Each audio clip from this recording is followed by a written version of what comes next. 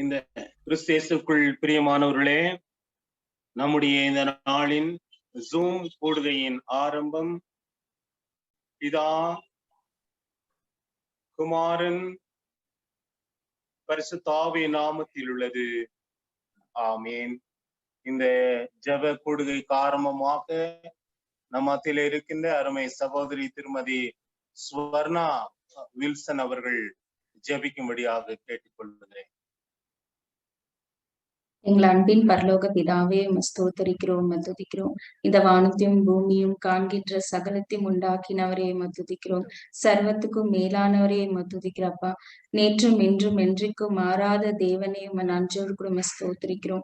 கர்த்தர் நீர் நல்லவர், நீர் வல்லவர் என்றும் உடைய பரிசுத்தமுள்ள நாமமாகிய கர்த்தராகி இயேசு கிறிஸ்துவின் நாமத்தை நாங்கள் துதிக்கிறோம், ஸ்தோத்தரிக்கிறப்பா. ஆண்டவரே, இந்த மாலை வேலைக்காக ஸ்தோத்தரிக்கிறோம் அப்பா. இந்த நாளில் ஆண்டவரே, இந்த ஜூம் மீட்டிங்காக ஸ்தோத்திரிக்கிறாச்சா. இப்படியாக நீர் கூடுகை ஆயத்தப்படுத்தியதுக்காக உமக்கு நன்றியோடு துதிக்கிறோம், ஸ்தோத்திரிக்கிறோம் ராஜா. ஏசப்பா, இந்த ஜூம் மீட்டிங்க முற்றிலுமாக உங்க பாதப்படி நாங்க அர்ப்பணிக்கிறோம்ப்பா. ஒவ்வொரு பகுதியும் ஆண்டவரே நீர் ஏற்று வழி நடத்தும்படியாக ஸ்தோத்தரிக்கிறோம், துதிக்கிறோம் ராஜா. பாடுகிற பிள்ளைகளை நீர் ஆசீர்வதிங்க ஆண்டவரே. உமக்கு ஸ்தோத்திரம். உங்க நாமத்தை அப்பா உங்க துதிக்கவும் ஸ்தோத்தரிக்கவும் ஆராதிக்கவும் நீர் கிருபை செய்ததுக்காக உமக்கு ஸ்தோத்திரம் ராஜா. முற்றிலுமாக அந்த பாடல் பகுதியில நீர் ஆசீர்வதிங்க ஆண்டவரே. கேட்கிற ஒவ்வொரு குடும்பத்தையும் நீர் ஆசீர்வதிங்க கர்த்தாவே. வார்த்தையை கொடுக்கிற ரெவரண்ட் டேவிட் ஜீவதாஸ் ஐயாக்காகவும் ஸ்தோத்திரிக்கிறோம். இயேசுவே, நீர் அவரை மறைத்து நீர் வெளிப்படிமடியாகவும் ஸ்தோத்திரிக்கிறோம் ராஜா. உங்களுடைய வார்த்தை ஆண்டவரே எங்களுக்கு ஆமென்றும் ஆமேன்றென்றும் இருப்பதாக ஆண்டவரே உமக்கு ஸ்தோத்திரம் கர்த்தாவே. முற்றிலுமாக இயேசுவே, இந்த ஜெப வேலையை நீர் பொறுப்பெடுத்துக் கொள்ளுங்க. ஒவ்வொரு பகுதியும் நேர்த்தியாக ஆசீர்வாதமாக நீர் மாற்றி தந்ததுக்காக உம்மை ஸ்தோத்தரிக்கிறோம், உம்மை துதிக்கிறோம் கர்த்தாவே. எங்க 2-3 பேர்கள் என் நாமத்தினாலே கூடியிருக்கிறார்களோ அவர்கள் மத்தியில் நீர் வாசமாக இருக்கிறீர் அப்பா. உங்களுடைய வார்த்தையின்படி எங்கள் மத்தியில் நீர் வாசமாக இருக்கிற கிருபைக்காக உம்மை ஸ்தோத்திரிக்கிறோம் ராஜா. உங்களுடைய கிருபையின்படி உங்களுடைய இரக்கத்தின்படி ஆண்டவரே எங்க ஒவ்வொருவரையும் நீர் நினைத்தருளுங்க ஏசப்பா. உங்களுடைய நன்மைக்காகவே எங்களை நினைத்தருளுங்க ஆண்டவரே. இயேசுவே, முற்றிலுமாக பொறுப்பெடுத்துக் கொள்ளுங்க ஆண்டவரே. இந்த ஜூம் மீட்டிங்ல கலந்து கொண்டிருக்கிற ஒவ்வொரு குடும்பத்தையும் நீர் ஆசீர்வதிங்க ஏசப்பா. ஆண்டவரே, சிறு குழந்தையில இருந்து முதியோர் வரை கர்த்தாவே நீர் ஆசீர்வதித்து பொறுப்பெடுத்துக் கொண்டு உங்களுடைய பாதுகாப்போட நீர் வழி நடத்தும்படியாக ஸ்தோத்தரிக்கிறோம் கர்த்தாவே. சபையில சேர்க்கப்பட்டிருக்கிற ஒவ்வொரு விசுவாசி குடும்பத்துக்காக ஸ்தோத்தரிக்கிறோம் ராஜா. ஒவ்வொரு குடும்பத்தின் தேவைகளை நீர் சந்தித்து நீர் ஆசீர்வதித்து வழி நடத்தும்படியாக ஸ்தோத்தரிக்கிறோம், துதிக்கிறோம் கர்த்தாவே. முற்றிலுமாக நீர் பொறுப்பெடுத்துக் கொள்ளுங்க. இந்த ஜபத்தை தாழ்த்தி உங்க சமூகத்தில் ஏறெடுக்கிறோம் அப்பா. இயேசு கிறிஸ்துவின் நாமத்தினால் பிதாவே, ஆமென். தேங்க்யூ ஸ்வர்ணா. இந்த வேளையிலே வர்ஷிப் டைம் பாடல்களை நம்முடைய சண்டே ஸ்கூல் சில்ட்ரன் நமக்காக இந்த வேளையில பாடுவார்கள். முதலாவதாக பிரின்சி அண்ட் பிளஸ்ஸி, நம்முடைய அன்பு சகோதரர் ஜான் சாலமன் அவருடைய அருமை பிள்ளைகள் முதல் பாடலை நமக்காக பாடும்படி கேட்டுக்கொள்ளும். தோத்ரங்க அங்கிள், தோத்ரங்க அங்கிள், தோத்ரம்.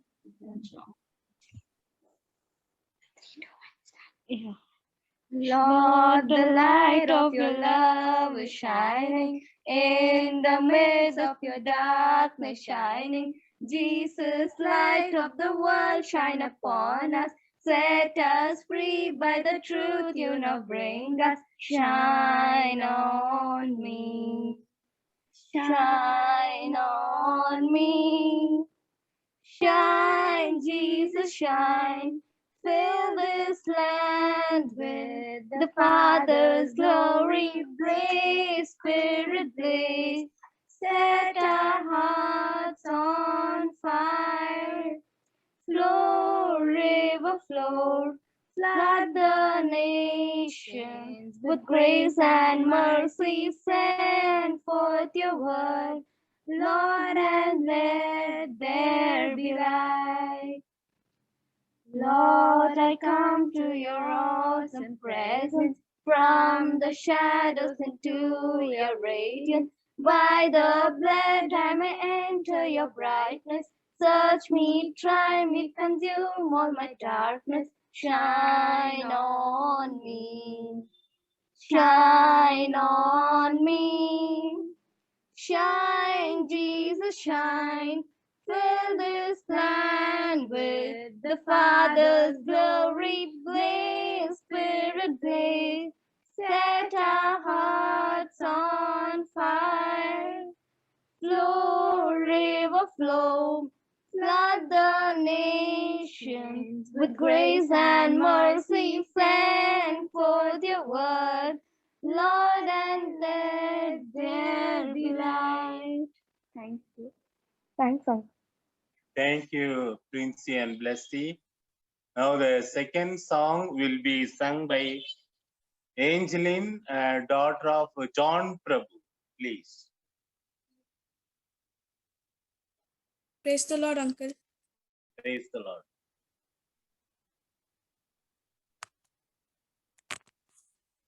Bless the Lord, oh my soul. Worship his holy name. Sing like never before. Oh my soul, worship your holy name.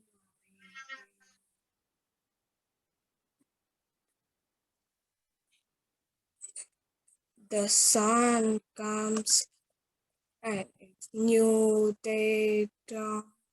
It's a time to sing your song again. Whatever me and whatever lay before, let me be singing when the evening comes.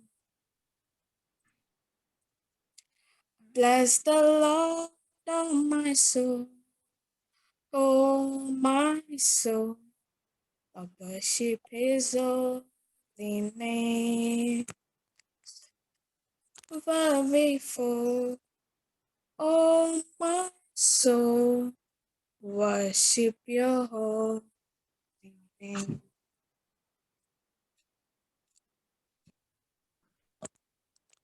You're rich in love and you're slow to anger. Your name is great and your heart is kind. For all your goodness, as the Lord of my soul, Lord of my soul, oh my soul, worship your holy name. Sing like never before, oh my soul, worship your holy name. And on that day when my strength is feeling the end drops never and my time has come, still my soul will sing your praise and wandering 10,000 years and done for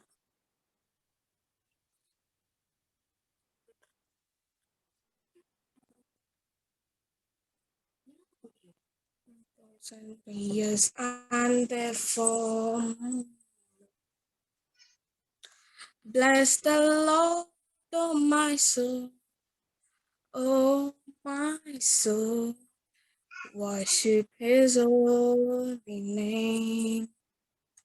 Sing like never before, oh my soul, worship your holy name. Thank you, Angeline. Now the third song will be sung by Christine, John Stanley's daughter. Please. Praise the Lord. Let's worship.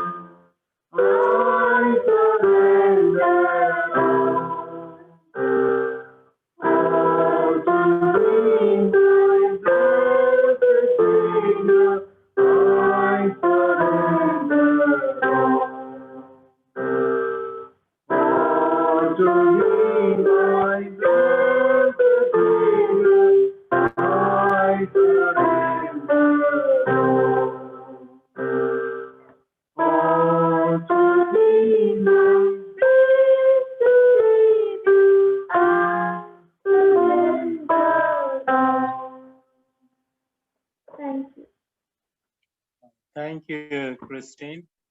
Now the another song, Jude will sing. Pramod Sen, Jude, and Keith also is there. So both of them can sing.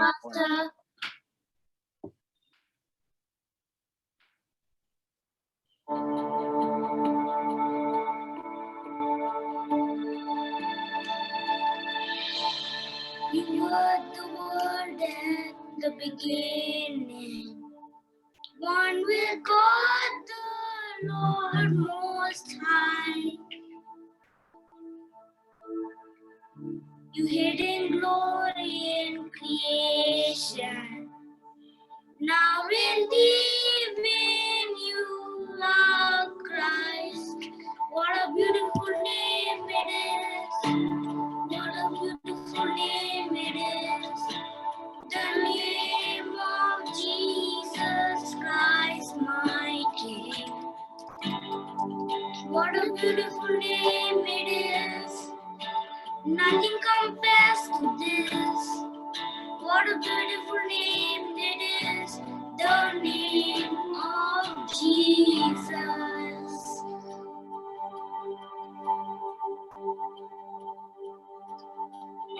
You wanted heaven without us. So Jesus, you brought heaven down. My sin was great, your love was greater. What could separate us now? Now, what a beautiful name it is! What a wonderful name it is! The name of Jesus Christ, my King. What a wonderful name it is! Nothing compares to this. What a wonderful name it is! The name of Jesus.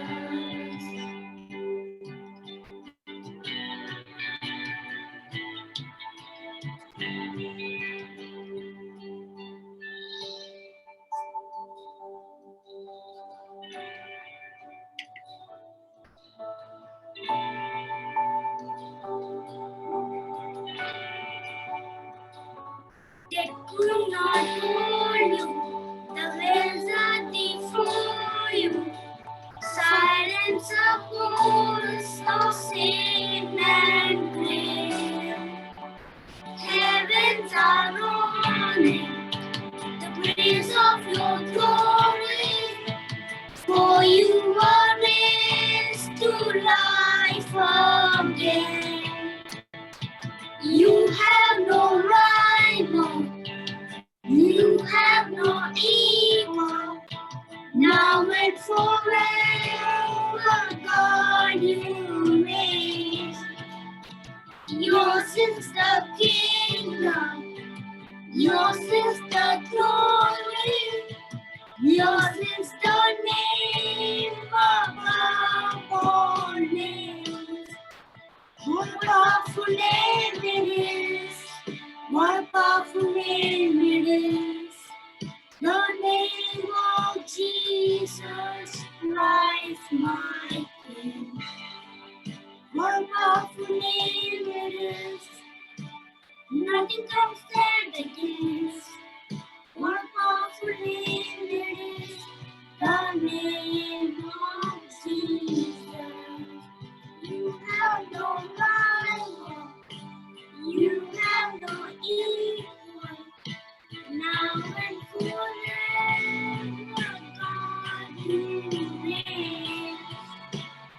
Yours is the kingdom, yours is the glory, yours is the name above all names. What powerful name it is, what powerful name it is. The name of Jesus Christ, my King. What a powerful name it is. Nothing can stand against. What a powerful name it is.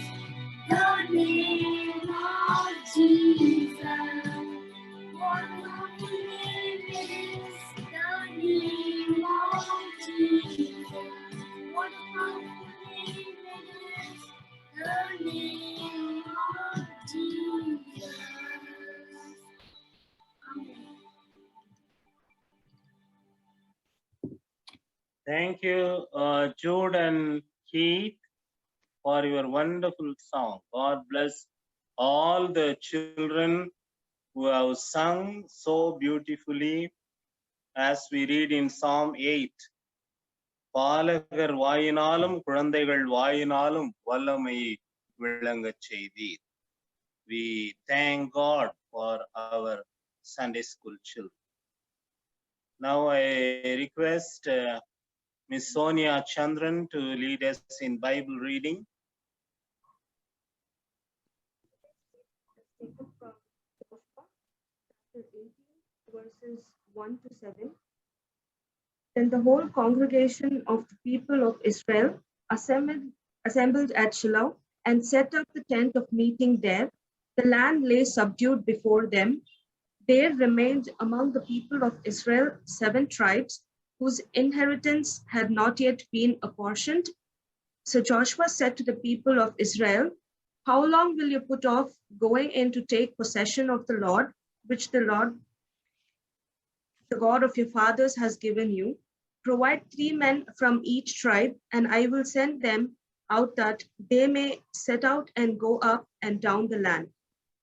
They shall write a description of it with the view of their inheritances, and then come to me. They shall divide it into 7 portions. Judah shall continue in his territory on the south, and the house of Joseph shall continue in their territory on the north. And you shall describe the land in 7 divisions and bring the description here to me. And I will cast lots for you here before the Lord your God. The Levites have no portion among you, for the priesthood of the Lord is their heritage. And Gad and Reuben and half of the tribe of Manasseh have received their inheritance beyond the Jordan eastward, which Moses, the servant of the Lord, gave them." Here ends the reading. Thank you, Sonia. Now I request our secretary, Mr. Kenneth, to formally introduce our guest pastor. So இந்த நாளில் நம் மத்தியில் தேவ செய்தி வழங்க உள்ளவர் Arul Thiru David Jeevadas ஐயா அவர்கள். இப்பொழுது அவர் சென்னையில் உள்ள பில்கிரிமிஸ் லூத்தரன் திருச்சபையில் ஆயராக ஊழியம் செய்து கொண்டிருக்கிறார். அவர் கிறிஸ்டியன் மீடியா சென்டரிலும் பல ஊழியங்களை செய்திருக்கிறார். அவரை சபை பொறுப்பாளர்கள் மற்றும் சபையின் சார்பில் வரவேற்கிறோம்.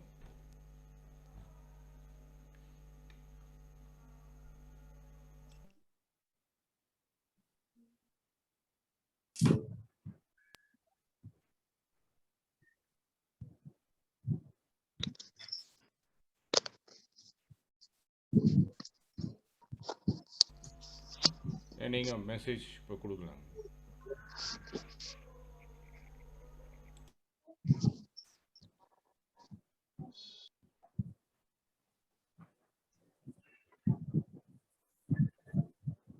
ஐயா ஸ்டார்ட் பண்ணலாமா?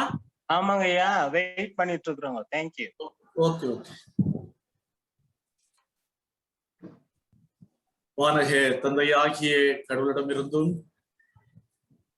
மைந்தராகிய கிறிஸ்து இயேசுவிடமிருந்தும் நம்மிலே தங்கியிருந்து நம்முடைய ஆன்மீக ஓட்டத்தை சிறப்புற வெற்றியோடு தொடர துணை புரிகின்ற தூய ஆவியானவரிடமிருந்தும் கிருபையும் சமாதானமும் நல் பேராசீர்வாதம் உங்கள் அனைவருக்கும் உண்டாவதாக.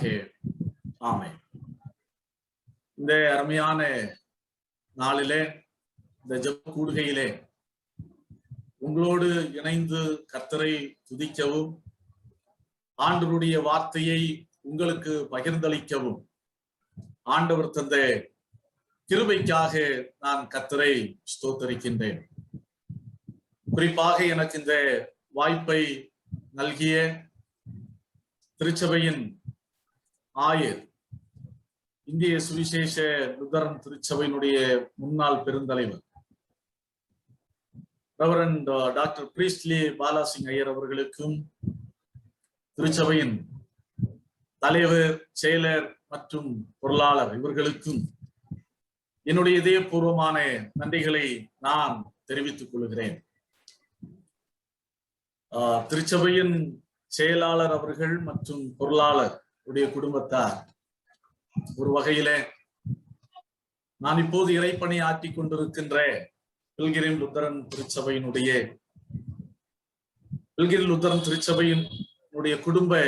குடும்பத்தோடு நெருங்கிய தொடர்புடையவர்கள். அந்த வகையில என்னை அறிமுகப்படுத்தி இந்த வாய்ப்பை ஏற்படுத்தி கொடுத்த ஒவ்வொருவருக்கும் என்னுடைய இதயபூர்வமான நன்றிகளை நான் மீண்டும் தெரியப்படுத்திக் கொள்கிறேன். இந்த அருமையான வேளையில சிந்திப்பதற்காக முன்பு வாசியை கேட்ட திருமறை பகுதியிலிருந்து ஒரு வசனத்தின் ஒரே ஒரு பகுதியை மாத்திரம் சுட்டி காண்பித்து சில காரியங்களை உங்களோடு பகிர்ந்தளித்து என்னுடைய பகுதியை நான் நிறைவு செய்ய ஆசிக்கின்றேன். யோசுவாவின் புஸ்தகம் 18வது அதிகாரம் 3வது வசனத்தின் ஒரு பகுதி மாத்திரம். The book of Joshua, chapter 18:3. அதில் ஒரே ஒரு பகுதியை மாத்திரம் நான் வாசிக்கிறேன். நீங்கள் எந்த மட்டும் அசதியாய் இருப்பீர்கள், நீங்கள் எந்த மட்டும் அசதியாய் இருப்பீர்கள். ஒரு நிமிடம் நம்முடைய தலைகளை வணங்குவோம், ஆண்டவரை நோக்கி பார்த்து செபிப்போம். வல்லமை மிகுந்த கர்த்தாவே, நீர் உம்முடைய சீடர்களை பார்த்து கேட்டீர். நீங்கள் எல்லாரும் என்னை விட்டு போய்விட மனதாய் இருக்கிறீர்களோ என்று கேட்டபோது பேதுரு அடிகளார் முந்திக் கொண்டு பதில் சொன்னார், யாரிடத்தில் போவோம் ஆண்டவரே, நித்திய வார்த்தைகள் உம்மிடத்தில் உண்டே. To whom shall we go, Lord? You have the words of eternal life. ஆமாண்டவரே, அப்பேற்பட்ட நித்திய வாழ்வை அருளவல்ல உம்முடைய வார்த்தைகளை நாங்கள் சிந்திக்க இருக்கிறோம். இந்த வார்த்தைகளை கொண்டு ஆண்டவர் எங்களுடைய உள்ளங்களை உடமிடுவீராக. உடைய வார்த்தைகளை கொண்டு எங்களை உருவாக்குவீராக. உடைய வார்த்தைகளை கொண்டு எங்களுடைய வாழ்க்கையை நீர் சக்திப்படுத்த வேண்டும் என்று மன்றாடி செபிக்கின்றோம். எங்களை தாழ்த்தி அர்ப்பணிக்கிறோம். நீர் பேசு. இறைமைந்தன் இயேசு நாமத்தில் செபிக்கிறோம். செபங்கேளு நல்ல கர்த்தாவே, ஆமென். கிறிஸ்துவுக்குள் அன்பானவர்களே, யோசுவா என்ற பெயருக்கு God is my salvation, Jehovah என் மீட்பு என்று பொருள். மோசேக்கு பிறகு இஸ்ரவேல் மக்களை அற்புதமாக வழி நடத்திய ஒரு பெருந்தலைவர் யோசுவா. மட்டுமல்ல, கானான் நாட்டை சுதந்திரிக்க செய்த ஒரு வெற்றியின் நாயகர் இந்த யோசுவா. கடைசியாக கானான் நாட்டை அவர்கள் சுதந்திரித்துக் கொண்டார்கள். மொத்தம் 12 கோத்திரங்கள். லேவி கோத்திரத்தை தவிர 11 கோத்திரங்களுக்கு நிலம் பங்கு வைக்க வேண்டும், பங்கிட வேண்டும். அதிலே ஏற்கனவே 4 கோத்திரங்களுக்கு பங்கிட்டு கொடுக்கப்பட்டது. இப்போது 7 கோத்திரங்கள் மீதி இருக்கின்றன. அந்த 7 கோத்திரத்து மக்களையும் மிக முக்கியமான தலைவர்களையும் பார்த்துதான் இந்த யோசுவா இந்த காரியத்தை சொன்னார். நீங்கள் எந்த மட்டும் அசதியாய் இருப்பீர்கள். நீங்கள் எந்த மட்டும் அசதியாய் இருப்பீர்கள்? அசதியாய் இருப்பீர்கள் என்ற வார்த்தையினுடைய அர்த்தம் ஓரளவு நமக்கு நன்றாக தெரியும். அதாவது ஒரு மனச்சோர்வு என்று கூட நாம் சொல்ல முடியும். ஒரு மந்தமா இருத்தல் அப்படி என்று கூட நாம் புரிந்து கொள்ள முடியும். ஆங்கில திருமறையையும் தமிழ் திருமறையும் பார்க்கும்போது இதற்கு ஒவ்வொரு வார்த்தைகளும் அசதியாய் இருங்கள் என்பதற்கு ஒவ்வொரு வார்த்தைகள் விதவிதமான வார்த்தைகள் கொடுக்கப்பட்டிருக்கின்றன. ஆங்கில வேதாகமத்திலே NIV மொழிபெயர்ப்பிலே பார்க்கின்ற போது how long will you wait அப்படி என்று யோசுவா கேட்பதாக நாம் பார்க்க முடியும். ஆனால் தமிழ் திருமறையிலே பவர் மொழிபெயர்ப்பை பார்க்கும் போதும் மோனகன் மொழிபெயர்ப்பை பார்க்கின்ற போதும் அருமையாக கொடுத்திருக்கிறார்கள். அசதியாய் எந்த அளவிற்கு நீங்கள் அசதியாய் இருப்பீர்கள் என்று கொடுத்திருக்கிறார்கள். ஆனால் இப்போது வந்த பொது மொழிபெயர்ப்பு என்ன சொல்லுகிறது என்று சொன்னால் நீங்கள் சோம்பேறிகளாய் இருப்பீர்கள் அப்படி என்று அங்கே சொல்லப்பட்டிருக்கிறது. ஆனால் இந்த வசனத்தின் முற்பகுதியையும் பிற்பகுதியையும் வாசித்து பார்க்கின்ற போது அசதியாய் இருப்பீர்கள், எந்த அளவிற்கு நீங்கள் அசதியாய் இருப்பீர்கள் என்ற வார்த்தை தான் சரியாக இருக்கிறது என்பதை தெளிவாக கண்டுகொள்ள முடியும். 1942 ஆண்டு ஆகஸ்ட் மாதம் 3ஆம் நாள் கிறிஸ்டோபர் கொலம்பஸ் அவர்கள் புதிய உலகை கண்டுபிடிப்பதற்காக ஸ்பெயின் நாட்டிலிருந்து போலோஸ் துறைமுகத்திலிருந்து புறப்பட்டார். 19 நண்பர்களுடன் 3 குட்டி கப்பல்களிலே தன்னுடைய பயணத்தை துவக்கினார். 5 நாள் ஆகிறது. கப்பலுக்கு வெளியே வந்து பார்க்கிறார்கள், கரை தெரிந்த பாடில்லை. 10 நாட்கள் ஆகிறது, கரை தெரிந்த பாடில்லை. 15-20 நாட்கள் என்று கடந்து போகிறது. கடைசியாக 24ஆவது நாள் பார்க்கிறார்கள், கரை தெரிந்த பாடில்லை. உடன் சென்ற 19 நண்பர்களும் அசதியாகி விட்டார்கள், மனசோர்வடைந்து விட்டார்கள். இனி ஒரு நாள் கூட பயணம் தொடரும் என்று சொன்னால் நிச்சயமாய் உயிரோடு கூட திரும்பி போக முடியாது என்று 19 நண்பர்களும் அவர்கள் தீர்மானித்து கிறிஸ்டோபர் கொலம்பஸை சிறைபிடிக்கிறார்கள். இன்னும் 24 நாட்களுக்குத்தான் உணவு இருக்கிறது கப்பலிலே. அது திரும்பி செல்வதற்கு சரியாக இருக்கும். இனி ஒரு நாள் கூட பயணத்தை தொடர்வோம் என்று சொன்னால் நிச்சயமா நாம் இறந்து போய்விடுவோம்.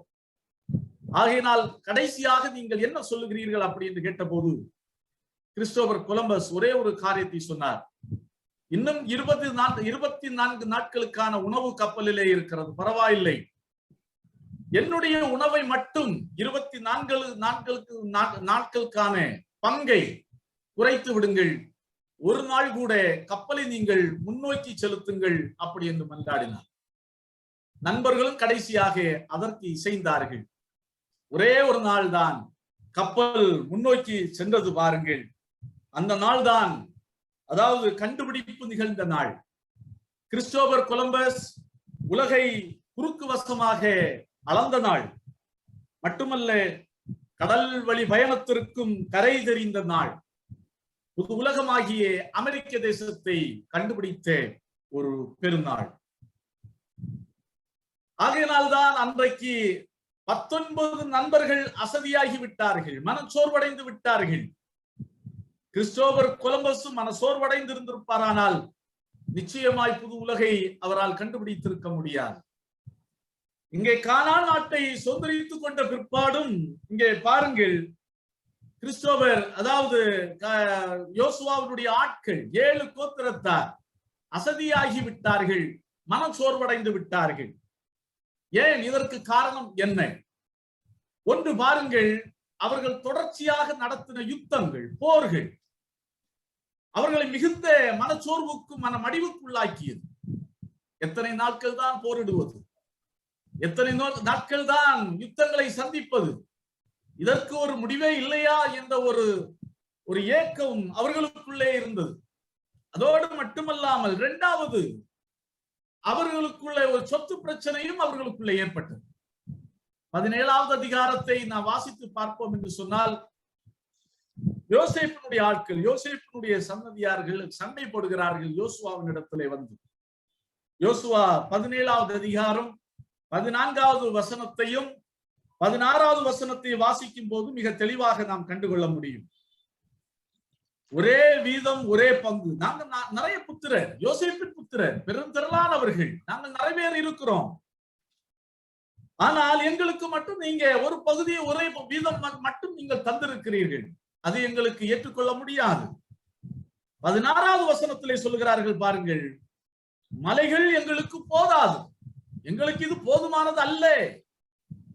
அங்கேயே சொத்து பிரச்சனை, சொத்தை குறித்துள்ள மனக்கசப்புகள் வந்து விட்டன. ஆகையினால் எல்லாம் சேர்ந்து இந்த 7 கோத்திரத்தாரையும் ஒரு மன மடிவுக்குள்ளாக்கியது என்பது மறக்க முடியாத உண்மை. ஆம், கிறிஸ்து இயேசுவுக்குள் அன்பானவர்களே, நம்முடைய வாழ்க்கையிலும் அப்படிதான். அநேக நேரத்திலே நம்மை தெரியாமலேயே நாம் மனச்சோர்வுக்குள்ளாகி விடுகிறோம் அல்லது அசதியாகி விடுகிறோம்.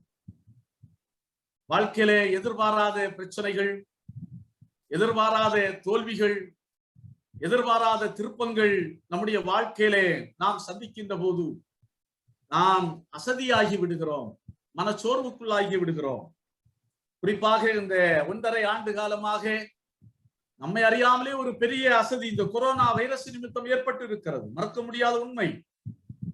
நம்முடையவர்களை நாம் இழந்திருக்கிறோம், வேலையை நாம் இழந்திருக்கிறோம், எத்தனையோ விதங்களில் கிடைக்க வேண்டிய வருமானத்தை நாம் தொலைத்து நிற்கிறோம். இனி எதிர்காலம் உண்டா என்ற கேள்வி கூட அநேக மக்களுக்கு எழுப்பி இருக்கிறது. இது நிமித்தம் ஒரு அசதி.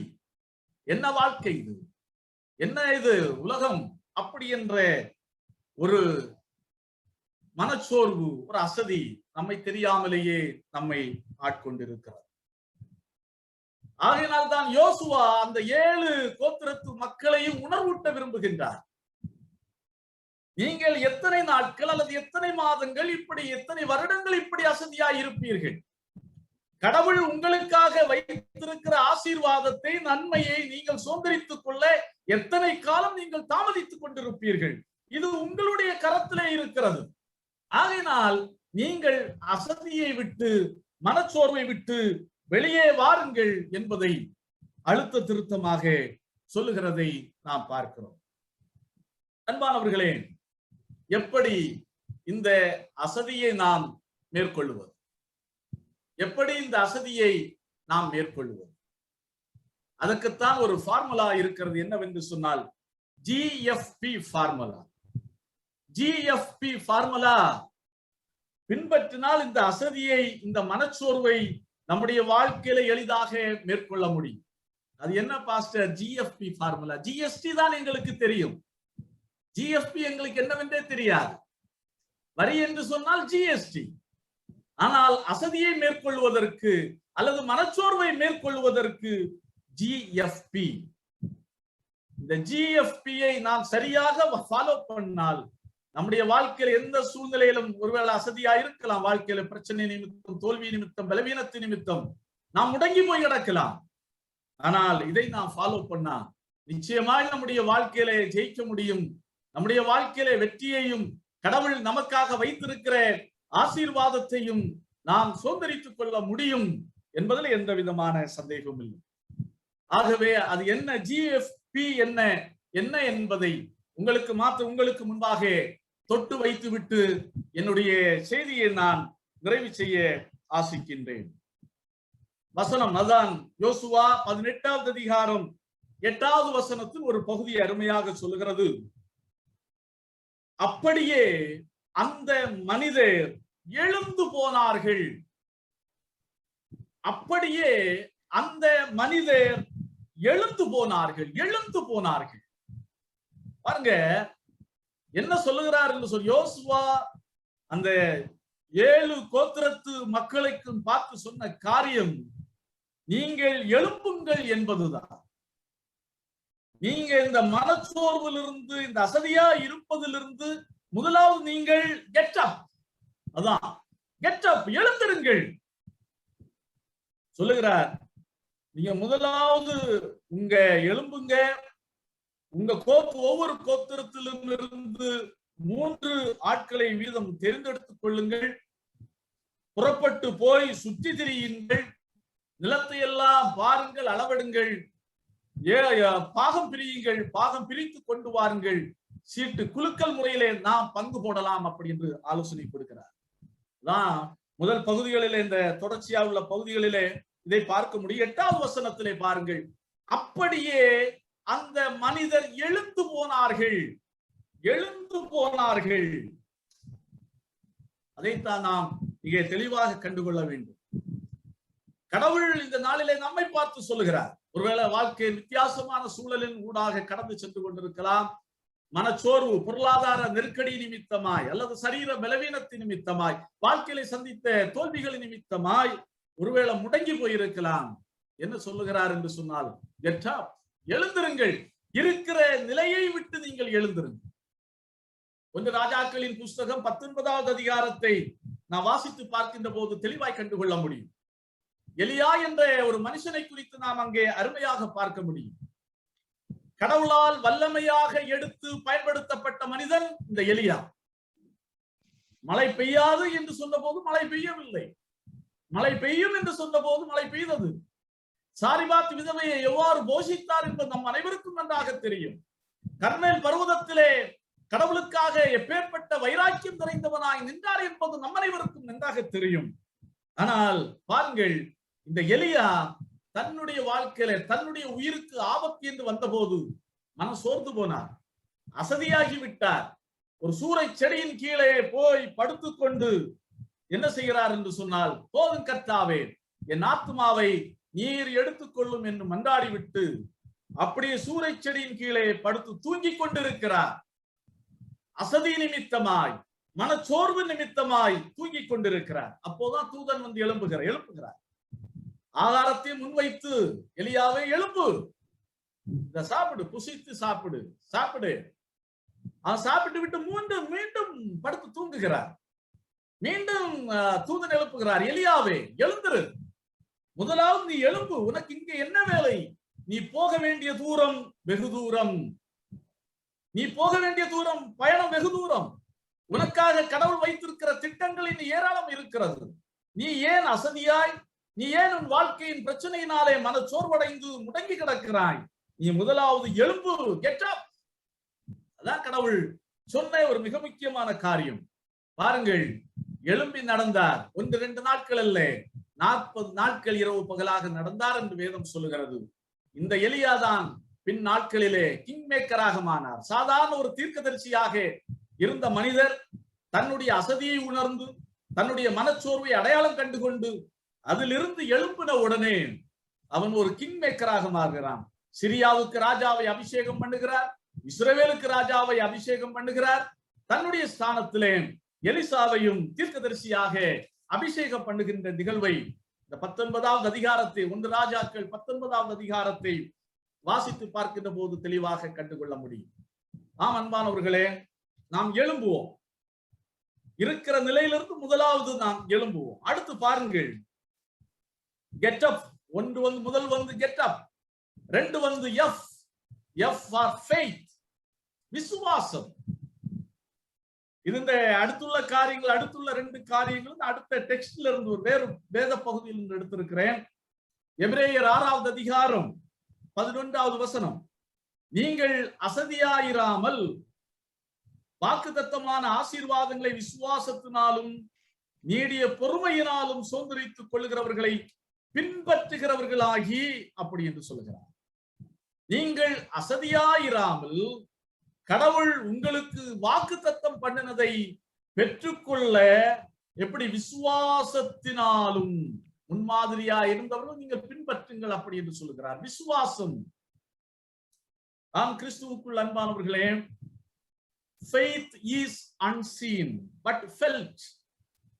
Faith is strength when we feel we have none.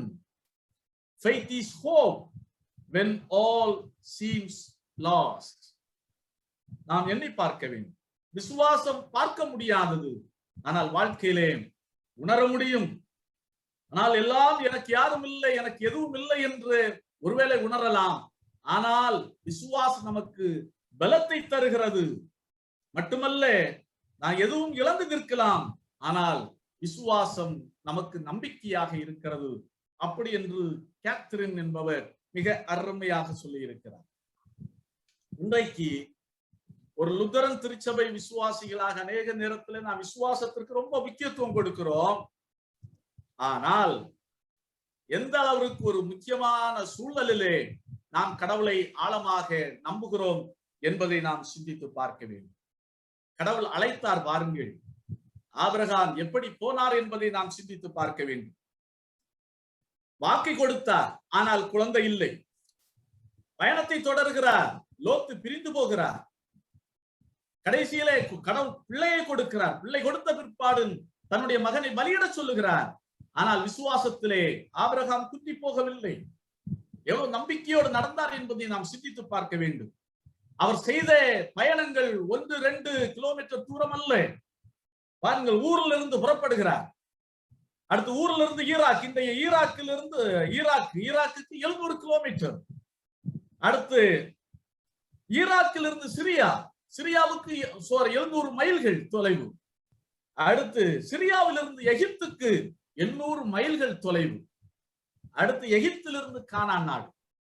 அப்போ ஒவ்வொரு மைல் சாதாரணப்பட்டதல்ல. கிட்டத்தட்ட 3000க்கு மேற்பட்ட மைல்கள் தூரத்தை அவர் கடந்து வந்திருக்கிறார் என்று சொன்னால், எப்பேற்பட்ட விசுவாசத்தோடு, போக்குவரத்து வசதி இல்லாத அன்றைய காலகட்டத்திலே, மோட்டார் வாகன வசதி இல்லாத காலகட்டத்திலே எப்படி விசுவாசித்து பயணித்தார் என்பதை நாம் எண்ணி பார்க்க வேண்டும்.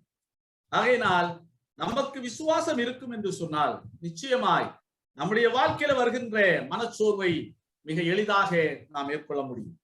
மூன்றாவது ஒரு காரியம், பேஷன்ஸ். அதான் மூன்றாவது காரியம் சொல்கிறது, அதே வசனம் சொல்கிறது. எபிரேயர் 6வது அதிகாரம் 11வது வசனம் அதே சொல்கிறது. நீடிய பொறுமையினாலும் சுதந்திரித்துக் கொள்ளுகிறவர்களை நீங்கள் பின்பற்றுகிறவர்களாகுங்கள் அப்படி என்று சொல்லுங்க. இன்றைக்கு பாருங்கள், அவசர உலகத்திலே நாம் வாழ்ந்து கொண்டிருக்கிறோம்.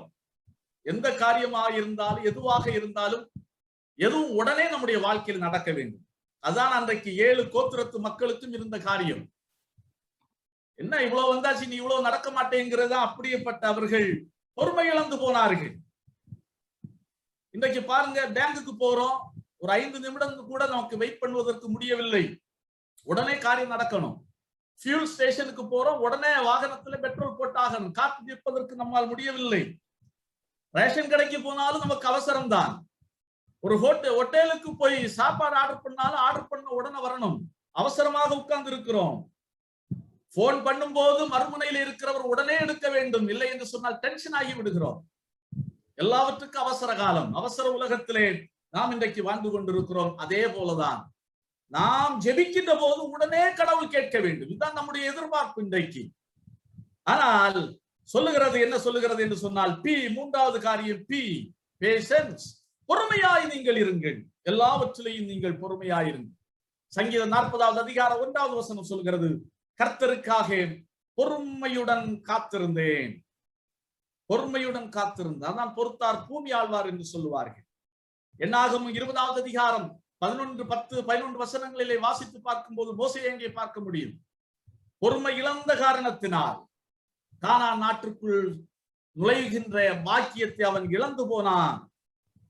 கானான் நாட்டுக்குள்ளே நுழைகின்ற பாக்கியத்தை அவன் இழந்து போனான். மிக தெளிவாக பார்க்கிறோம். அதான் வேதம் சொல்லுகிறது. அதான் மகாத்மா காந்தி அவர்கள் அழகாக சொன்னார்கள், பொறுமை இழந்தால் நீ யுத்தத்தையும் இழப்பாய், நீ போரையும் இழந்து விடுவாய். அப்படின்னு சொன்னால், நீ பொறுமை இழந்து நீ செயல்பட்டால் நீ சந்திக்கின்ற யுத்தத்திலே கூட நீ தோற்று போய் விடுவாய் அப்படி என்று குறிப்பிடுகின்றார். ஆம் அன்பானவர்களே, நம்முடைய விசுவாச வாழ்க்கையை சற்று தற்பரிசோதனை செய்து பார்ப்போம். மிக முக்கியமான ஒரு கொடிய காலகட்டத்திலே நான் வைக்கப்பட்டிருக்கிறோம். 1 மாத காலம், 2 மாத காலத்திலே இந்த கொரோனா போய்விடும் அப்படி என்று சொன்னார்கள். ஆனால் 2 மாதங்கள் 6 மாதங்களாய் 1 ஆண்டு முடித்து அடுத்த ஆண்டை நோக்கி விரைந்து கொண்டிருக்கிறது. இந்த கொரோனாவுக்கு மருந்து கண்டுபிடிப்பதற்கு முன்பாகவே இந்த கொரோனா இந்த உலகத்தை விட்டு போய்விடும் அப்படி என்று பெரிய பெரிய தீர்க்கதரிசிமார்களும் தொலைக்காட்சிகளிலே தீர்க்க தரிசனம் உரைத்தார்கள். ஆனாலும் கொரோனா இன்றைக்கு இருந்து கொண்டுதான் இருக்கிறது. ஆனால் எல்லாவற்றையும் பார்த்து நாம் இன்றைக்கு அசதியாகி போய்விட்டோம். ஆண்டவர் சொல்லுகிறார், எழும்பு. அதான் இந்த GFP நீ ஃபாலோ பண்ணு. முதலாவது எழும்பு, கெட் அப். விசுவாசத்தை நீ உன்னுடைய வாழ்க்கையில விசுவாசத்தை நீ தரித்துக்கொள். மூன்றாவதாக பொறுமையை நீ காத்துக்கொள். பொறுமையை நீ காத்துக்கொள். ஒரே ஒரு கதை, இதே மாத்திரம் நான் சொல்லி நான் என் பகுதியை நிறைவு செய்கின்றேன். டைம் ஆயிடுச்சுங்கய்யா. ஒரே ஒரு பகுதியை மாத்திரம் நான் சொல்லி, நாம் அனைவரும் நன்றாக விரும்பி பாடுகிற பாடல், பாதை தெரியாத ஆட்டை போல அலைந்தன் உலகிலே என்ற ஒரு அற்புதமான ஒரு பாடல் அது. மோகன்ராஜ் பீட்டர் என்பவர் அந்த பாடலை எழுதுகிறார். மோகன்ராஜ் பீட்டர் என்பவர் அந்த பாடலை எழுதுகிறார். எந்த சூழ்நிலையில எழுதினார் என்பதை நாம் சிந்தித்து பார்க்க வேண்டும். இவர் தமிழ்நாட்டில் உள்ள வால்பாறை என்ற தேயிலை தோட்டத்தில் உள்ள பெற்றோருக்கு, தேயிலை தோட்டத்திலே வேலை செய்கிற பெற்றோருக்கு மகனாக பிறந்தார். தன்னுடைய கிறிஸ்தவ குடும்பத்திலே பிறந்து வளர்ந்தவர். தன்னுடைய இளங்கலை படிப்பை, டிகிரி படிப்பை முடித்த உடனே அவருக்கு மின்சாரத்துறையிலே வேலை கிடைக்கிற பெரிய சந்தோஷம். எனக்கு நல்ல வருமானம் இருக்கிறது, இனி தேயிலை தோட்டத்திலே வேலை செய்து கொண்டிருக்கிற பெற்றோரை நான் நன்றாக கவனிப்பேன் அப்படி என்று தீர்மானிக்கிறார். மின்சாரத்துறையிலே வேலை செய்கிறார். கொஞ்ச நாள் வேலை பார்க்கிறார். கிளைகோமா என்ற வியாதி நிமித்தம் 2 கண்களை அவர் இழந்து போகிறார். பார்வை இழந்து போகிறது. அந்த நாட்களிலே அவருடைய பார்வை இழந்து போகின்ற ஒரு தருணத்திலேயும் அரசு அவரை வேலையிலிருந்து நீக்குகிறது. பார்வை இல்லாத காரணத்தினால் வேலை செய்ய முடியாது என்ற இது அவருக்கு போகிறது. இந்த சூழ்நிலையிலே சம்பளம் இல்லை, இனி அடுத்து உழைப்பதற்கு வேலை இல்லை, இனி பார்வை இல்லை, இனி என்ன செய்வது? ஆனாலும் அவர் சோர்ந்து போகவில்லை, அசந்து போகவில்லை, மறைந்து போகவில்லை. பாருங்கள், அந்த சூழ்நிலையிலே தான் இந்த பாடலை எழுதினார். பாதை தெரியாத ஆட்டை போல அலைந்த உலகிலே நல்ல நேசராக வந்து, அப்படி என்ற அருமையான பாடல். அதிலே பாருங்கள், ஒரு 4 வரி மிக முக்கியமானது. என் காயம் பார்த்திடீர் என்றீர், உன் காயம் மாறிடும் என்றேன். நம்பிக்கையோடு நீ வந்தால், நம்பிக்கையோடு நீ வந்தா வா அப்படி என்று அழைக்கிறார். அருமையான ஒரு அந்த பாடல் பாருங்க. ஒரு அதே கடைசியில 2 கண்களை இழந்தாலும் தொடர்ந்து தன்னுடைய இறையல் படிப்புக்காக இணைந்தார். இறையல் படிப்பிலே அறிஞர் பட்டம் பெற்றார். தமிழ்நாடு இறையல் கல்லூரியிலே பல ஆண்டு காலம் பேராசிரியராக பணிபுரிந்து ஓய்வு பெற்றார். நான் ஏன் சொல்ல வாரேன் என்று சொன்னால், வாழ்க்கையின் எந்த சூழ்நிலையிலும் அசைந்து போகவே இல்லை, மனம் சோர்வடைந்து போகவும் இல்லை. நாம் அன்பானவர்களே, நம்முடைய வாழ்க்கையை சீர்தூக்கி பார்த்து இந்த நாளிலே நம்மை ஒப்பு கொடுப்போம். எங்கே நாம் வீழ்ந்து கிடக்கிறோம், எங்கே நாம் முடங்கி கிடக்கிறோம், எந்த காரியம் நம்மை முடக்கி வைத்திருக்கிறது, அதிலிருந்து எழும்புவோம், விசுவாசிப்போம். ஜீவிக்கிற ஆண்டவர் என்னோடு இருக்கிறார். அவர் நம்முடைய வாழ்க்கையில செயலாற்றுகின்ற வரையிலும் பொறுமையோடு காத்திருப்போம். ஆண்டவர் தாமே இந்த வார்த்தைகளை கொண்டு நம்ம ஒவ்வொருவரையும் ஆசீர்வதிப்பாராக. ஆமென். எல்லா புத்திக்கும் மேலாம் தெய்வ சமாதானம் உங்கள் இருதயங்களையும் சிந்தனைகளையும் கிறிஸ்து இயேசு நாமத்தாய் காத்துக் கொள்வதாக. ஆமென்.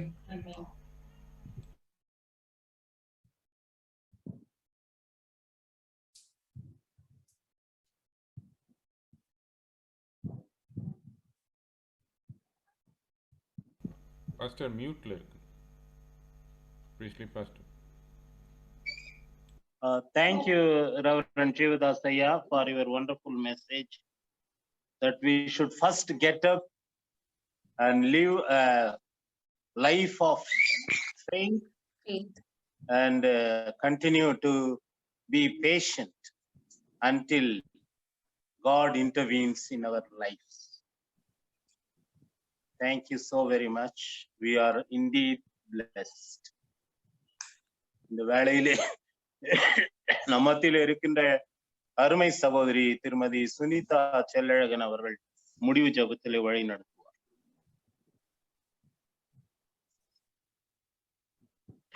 Praise the Lord, Pastor. Praise the Lord. Let us pray.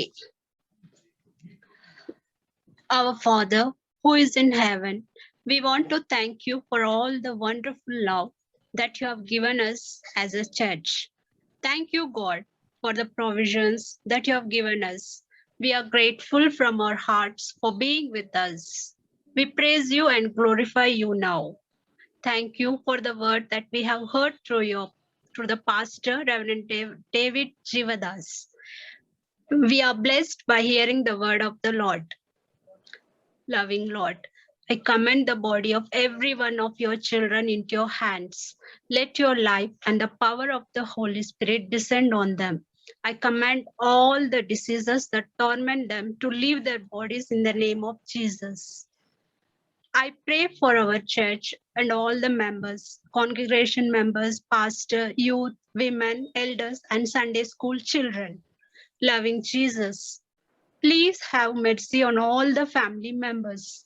Please do supply all our needs. I destroy the power of darkness in the name of our Lord Jesus, which are disturbing the peace in the family. Please have compassion on them and deliver them totally from all the bondages today itself. Grant suitable life partners for the children who are yet to be married. Bless the unemployed with a good job. Bless the work of their hands. Bless the couple with fruitful married life. Let your joy increase in all the families.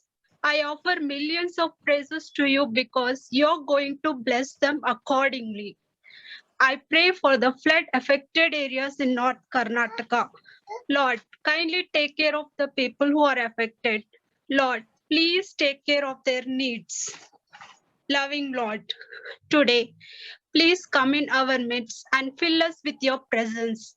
Please go before us and remove all hurdles. Straighten up all crooked paths. The Bible says, in all your ways, acknowledge him, and he will make your path straight. Graciously help us to look only at you and walk in your ways. Loving Lord, as the Bible says, behold, children are the heritage from the Lord. The fruit of the womb is the reward. Help us, Lord, to bring up our children in the way pleasing to you. Prosper them, both spiritually as well as in the secular world. Graciously grant them a bright future. Lord, I know whenever we ask something according to your will, you listen to us. So graciously grant us whatever we ask according to your will and help us to fulfill your will. Father, let your will be done in all our lives. I offer millions of praises to you for helping us to fulfill your will in our lives. Thank you, God, so far for leading us in past 7 months. Father God, we have come to the end of the Zoom prayer service, and we want to thank you for enabling us to be here from the beginning to the end. Thank you for touching our lives in ways we cannot explain. In Jesus' name I pray. Amen. நாம் கர்த்தருடைய ஜெபத்தை எல்லாரும் சேர்ந்து சொல்லுவோம். பரமண்டல எங்கள் பிதாவே, உடைய நாமம் பரிசுத்தப்படுவதாக, உடைய ராஜ்யம் வருவதாக, உடைய சித்தம் பரமத்திலே செய்யப்படும் பூமியிலே செய்யப்படுவதாக. அன்றன் வேண்டிய எங்கள் ஆற்றல் எங்களுக்கு தாரும். நாளைக்கு மன்னிக்கிறது போல எங்கள் பாவ கடன்களை எங்களுக்கு மன்னியும். எங்களை சோதனைக்கு பேசிக் கொள்ளாமல் எங்களை ரட்சித்துக் கொள்ளும். ராஜ்யமும் வல்லமையும் மகிமையும் என்றென்றைக்கும். Amen. Now may the grace of our Lord and Savior Jesus Christ and the love of the Father and the sweet communion of the Holy Spirit rest and abide with all of us to live a life that we get up from our tardiness and we live a life of faith and patience. May our triune God bless all our heart's desires. Amen. ஆமென். வேளையிலே நம்முடைய திருச்சபையினுடைய செயலர் அவர்களை நன்றி நவிலும்படி அழைக்கிறேன். கிறிஸ்துவுக்குள் நேசிக்கப்பட்ட உடன் விசுவாசிகள் அனைவருக்கும் இந்த நேரத்தில் இந்த கூடுதல் கலந்து கொண்ட அனைவருக்கும் ஆண்டவராகிய இயேசு கிறிஸ்து நாமத்தில் ஸ்தோத்திரங்களையும் நன்றிகளையும் தெரிவித்துக் கொள்கிறோம்.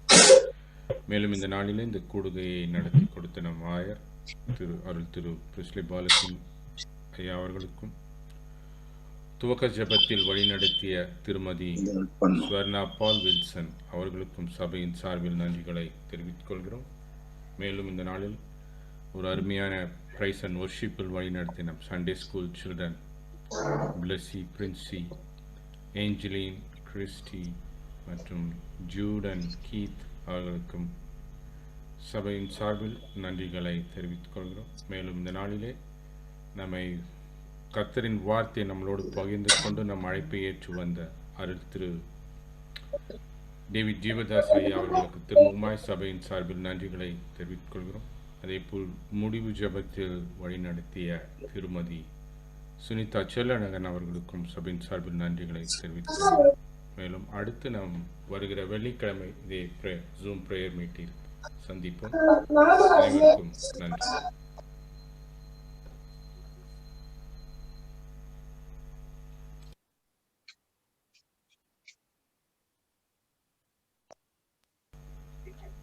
Thanks, Pastor. Thanks for everyone. Yeah, thank you.